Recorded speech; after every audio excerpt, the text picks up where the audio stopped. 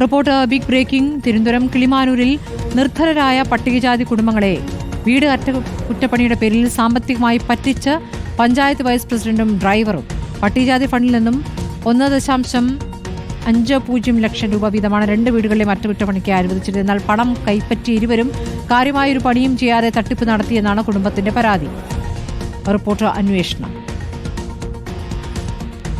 കിളിമാനൂർ പഞ്ചായത്തിലെ 1-ാം വാർഡിലെ ഈന്തന്നൂരിലെ ഈ ചന്ദ്രന്റെ വീട്ടിലും തൊട്ടടുത്തവരുടെ ബന്ധുവിന്റെ വീട്ടിലുമാണ് നമ്മൾ നിൽക്കുന്നത്. ഈ 2 വീടുകളാണ് പട്ടികജാതിക്കാർക്കുള്ള വീട് പുനരുദ്ധാരണത്തിന്റെ ഭാഗമായി, റിനോവേഷന്റെ ഭാഗമായി 1.5 ലക്ഷം വീതമാണ് പഞ്ചായത്ത് ഫണ്ടിൽ നിന്ന് കിട്ടിയത്. ഈ പഞ്ചായത്ത് ഫണ്ടിൽ നിന്ന് പണം കിട്ടിയതിന് പിന്നാലെ ഇവിടുത്തെ പഞ്ചായത്ത് മെമ്പർ ഗിരിജ, ഇവിടുത്തെ വാർഡ് മെമ്പർ, ഇവിടുത്തെ പഞ്ചായത്തിന്റെ വൈസ് പ്രസിഡന്റ് കൂടിയാണ് ഇവിടുത്തെ മെമ്പർ. അവർ പറഞ്ഞതനുസരിച്ചാണ് അവിടുത്തെ ഡ്രൈവർ, പഞ്ചായത്തിലെ ഡ്രൈവർ, താൽക്കാലിക ഡ്രൈവറായ സുധീർ എന്നയാൾ ഈ പണി ഏറ്റെടുക്കുന്നത്. സുധീർ കൊടുത്ത ബില്ലിലൊക്കെ സുധീറിന്റെ കമ്പനിയുടെ പേരും സ്ഥാപനത്തിന്റെ പേരും സുധീറിന്റെ നമ്പറും തന്നെയാണുള്ളത്.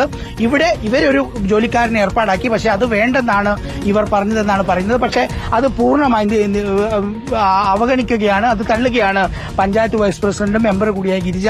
ഇതാണ് ഈ വീട്ടിൽ ആകെ ചെയ്തത്. ഇവിടുന്ന് ഇങ്ങോട്ടേക്ക് ചെയ്തു. ഇതവർ ചെയ്തതാണോ?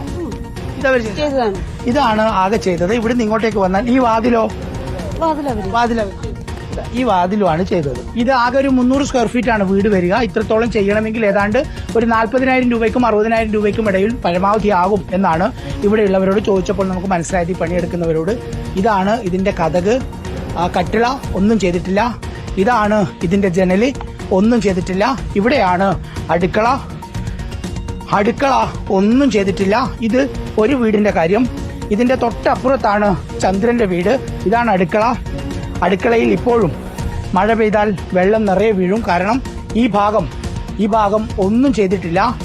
ഈ അടുക്കളയ്ക്ക് ഒരു സ്ലാബ് വാർത്തു കൊടുക്കുകയോ ഒന്നും ചെയ്തിട്ടില്ല. ഇപ്പോഴും അതേ രീതിയിൽ നിൽക്കുന്നു. ഇത് കണ്ടല്ലോ, ജനാലയാണ്, ഒന്നും ചെയ്തില്ല. മറുഭാഗത്ത് വീട്ടുകാർ അടിച്ചു വെച്ച തട്ട് മാത്രമാണുള്ളത്. ഇങ്ങോട്ടേക്ക് നമുക്ക് പോകാം. ഒരൊറ്റ വാതിൽ അകത്തില്ല. ഇതിനെല്ലാം കട്ടിള മാത്രമാണുള്ളത്. ഇങ്ങോട്ടേക്ക് വന്നാൽ ഇതിന്റെ കുറച്ചുകൂടി ഭീകരത മനസ്സിലാവും. ഇവിടെ ഇത് പൂശിയത് മാത്രമാണ് ആകെ ചെയ്തത്. ഇവിടെയും ഒരു ജനാല പോലും, ഒരു കതക് ഡോർ പോലും ജനലിന് വെച്ചു കൊടുത്തില്ല. ചുരുക്കത്തിൽ ഈ വീട് ഇപ്പോഴും താമസയോഗ്യമല്ല. വലിയ ബുദ്ധിമുട്ടാണ് ഇവർക്ക്. പഞ്ചായത്തിൽ പോയി കഴിഞ്ഞാൽ പഞ്ചായത്തിന്റെ അകത്തേക്ക് കയറാനോ ഒന്നിനും ഈ വൈസ് പ്രസിഡന്റ് നേതൃത്വത്തിലുള്ള മെമ്പർ സമ്മതിക്കില്ല എന്നാണ് പറയുന്നത്. പഞ്ചായത്തിലെ മറ്റ് കൊടുത്ത വീടുകളുടെയും അവസ്ഥ ഇത് തന്നെയാണോ എന്ന് നമുക്ക് അന്വേഷിക്കേണ്ടതുമുണ്ട്. നന്ദകിഷോറിനൊപ്പം reporter TV Prasad, in reporter, Thiruvananthapuram.